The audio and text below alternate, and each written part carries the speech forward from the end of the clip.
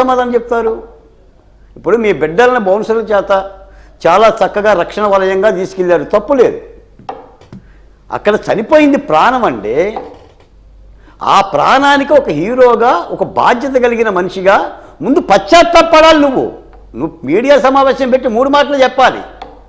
1 క్షమించండి, 2 ఆదుకుంటాం, 3 మళ్ళీ ఇటువంటి సంఘటన జరగకోకుండా హామీ ఇస్తున్నానని పశ్చాత్తాపడాలి. ఏదో కోర్టుల నిబంధనలు ఉన్నాయి, నేను ఒక అరగంట సేపు చర్చించి వచ్చా, పక్కన లాయర్ మీద మాట్లాడుద్దా? అసలు పశ్చాత్తాపం అనేది నీ హృదయంలో ముందు ఆ మానవత్వం ఉండాలి కదా, ఏ హీరోనైనా. దీనికి రాజకీయాలే ఉంది. ఇప్పుడు రేవంత్ రెడ్డి గారు పుష్ప సినిమాలో సిద్ధప్ప కాదు, ఆయన తెలంగాణ ముఖ్యమంత్రి. తెలంగాణ పోలీసులు ఎవరు షకావతులు కాదు, వాళ్ళు రియల్ పోలీసులు. వాళ్ళ దగ్గర బొమ్మ తుపాకులు ఏం లేవు. స్వయంగా నీ దగ్గరకు వచ్చారు, అయ్యా సంఘటన జరిగింది ఎల్లయ్యానని. నువ్వు చేతులు ఒప్పుకుంటూనే పోయావు. నువ్వు వచ్చేటప్పుడు చేతులు ఊపావు, వెళ్ళేటప్పుడు చేతులు ఊపావు. ఇప్పుడు నీ చేతులు ఊపలేదంటున్నావు, ఏసీపీ నా దగ్గరకు రాలేదంటున్నావు. ఇది అబద్ధం కాదా? ఈ సంకేతం మీ ఆర్మీ అభిమానులకు అర్థం కాదా?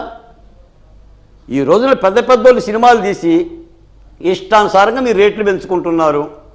నూనె షోలు వేస్తున్నారు, అర్ధరాత్రి షోలు వేస్తున్నారు. పసిబిడ్డలందరూ కళాశాల మానేసి తల్లిదండ్రులను టార్గెట్ చేసి మరి సినిమాలకు పోతున్నారు. ఈ సమస్య అందరికీ ఉంది. ఇప్పుడు నాలాంటి వాడికి కూడా ఈ సమస్య ఉంటుంది. ఇప్పుడు ప్రేక్షక దేవుళ్ళ మీద ఆధారపడి బతికే బతుకులోళ్ళు ఆ ప్రేక్షకులను గౌరవించలేని ఆ నిజత్వం ఎలా? దీనిలో రాజకీయాలు దేనికి? నేను నిన్న పురంధేశ్వరి గారి మాట కూడా విన్నా. ఇప్పుడు పురంధేశ్వరి గారికి అంత అవసరం ఏంటి అంటే, తెలంగాణ బీజేపీ వాళ్ళు మాట్లాడుతున్నారు కాబట్టి ఏం కూడా మాట్లాడాలా? ఆల్ పార్టీస్ అండి. ఆయన ఒక సీఎం అండి రేవంత్ రెడ్డి గారు. నువ్వు సినిమాలోనే డబ్బులు రావటానికి నువ్వు షకావతిని ఆ విధంగా ఫైటింగ్ చేస్తే, ఒక చట్టబద్ధమైన అసెంబ్లీలో బాధ్యత కలిగిన ముఖ్యమంత్రి ఆ సంఘటనకు సంబంధించిన వివరాలు ఇవి. అది మా తప్పు కాదు, మా పోలీసుల తప్పు కాదు, నాకు ఎలాంటి దురుద్దేశం ఇందులో లేదు. 300 రూపాయల టికెట్ 1300 రూపాయలు చేసినోని నేనే.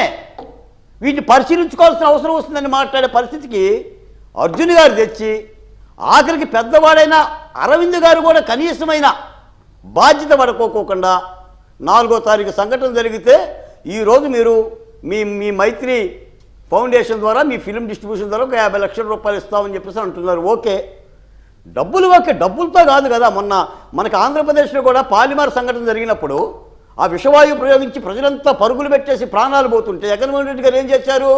వెళ్ళిపోయి ఆ ఫ్యాక్టరీ వాళ్ళతో మాట్లాడి తలా కోటిచ్చి నేనే హీరోని, ₹1 కోటి నష్టపరిహారం ఇచ్చానని చెప్పేశాడు. అంటే కొనేస్తారా డబ్బులు ఇచ్చి? మీ దగ్గర డబ్బులు ఉన్నాయని చనిపోయిన ప్రతి బిడ్డకి ఏ పశ్చాత్తాపమే ఉండదా? చట్టాలు పనిచేయకూడదా?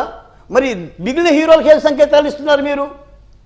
ఇప్పుడు మీరే ఇలా చేస్తే, బాధ్యత కలిగిన ఓ పెద్ద హీరోల్లాగా ఉండి జాతీయ అవార్డులు పొందిన మీరే ఇలా ప్రవర్తిస్తే మిగిలిన హీరోలు ఏం చేయాలి? ఎలా మరి ప్రభుత్వాలు ఏం చేయాలి? అంటే మీకు టికెట్లు రేట్లు పెంచి, మీకు పోలీసు బందోబస్తు ఇచ్చి, అంటే మీరు ఎలా చేతులు ఊపితే ఎలా తొక్కిస్తున్నాడు జరిగితే కళ్ళ ముందు జరుగుతున్న విషయం అది. కాబట్టి ముమ్మాటికి మీరు ఇందులో అన్నారు, దీనికి ఏమైనా ముగింపు ఉందా అంటే, దీనికి సంబంధించిన అల్లు అర్జున్ గారే కర్త కర్మ క్రియ. ఆయన హీరో అయితే అవ్వచ్చు, అభిమానం ఉంటే నాలాంటి వాళ్ళకి అభిమానం ఉంటుంది, సినీ హీరోగా అందరికీ అభిమానం ఉంటుంది. కానీ ఒక ప్రాణం పోయింది. రేపు అందరి హీరోలకు మీరు ఆదర్శంగా ఉండే విధంగా పశ్చాత్తాపం ప్రకటించి ఆ కుటుంబానికి ఒక భరోసా ఇవ్వాలి. ఇందులో శశిమిషిలు ఏముందండి? టీఆర్ఎస్ కానీ, భారతీయ జనతా పార్టీ కానీ, ఎనీ పొలిటికల్ పార్టీ ఈ సంఘటన ఖండించాల్సిందే తప్ప, ఇంకా కాసేపు ఉంటే దీనిలో కులాలని ఎందుకు? మీ రాష్ట్రం అయితే, ఆంధ్రప్రదేశ్ అయితే వచ్చే ఈ పాటికే, తెలంగాణ కాబట్టి పార్టీల వరకు ఆగింది. కానీ అదే ఆంధ్రప్రదేశ్ అయితే ఈ పాటికి కులాలు మతాలు అన్ని వచ్చాయి. మాకు అగ్గిపెట్టలు కూడా అక్కర్లా. మీ వాళ్ళ మాటలే అగ్గిపుల్లలు. కరెక్టే.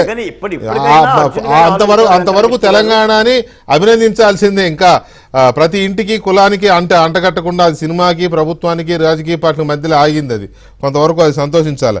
రైట్, ఒక్క నిమిషం బాలకోటే గారు, సత్యమూర్తి గారు.